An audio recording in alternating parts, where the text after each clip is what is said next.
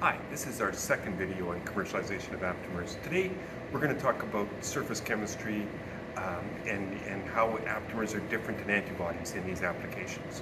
There's two primary ways that aptamers are different than antibodies that need to be thought about. One is antibodies are large molecules where only a small part of it is actually involved in the binding reaction. With an aptamer, the whole thing is involved. So with antibodies, you can passively immobilize, and there's still a large part of it that will react, and that's fine. With aptamers, no such luck. We need to immobilize aptamers in an oriented way using a label on the end. The easiest way is on gold surfaces, and there we do with the thiol to the gold directly, works great. We have other chemistries for other surfaces.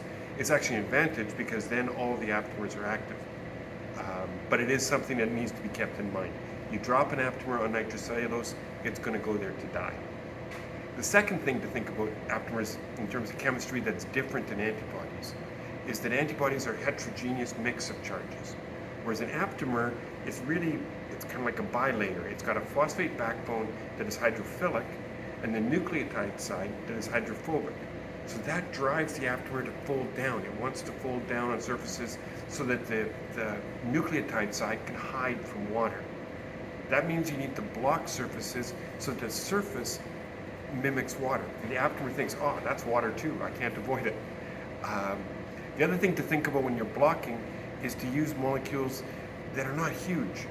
Blocking with proteins on the surface, like BSA for an aptamer application, is like blocking mouse traps with boulders. It doesn't make sense. So we use 6-mercaptohexanol or shirt peg molecules for blocking.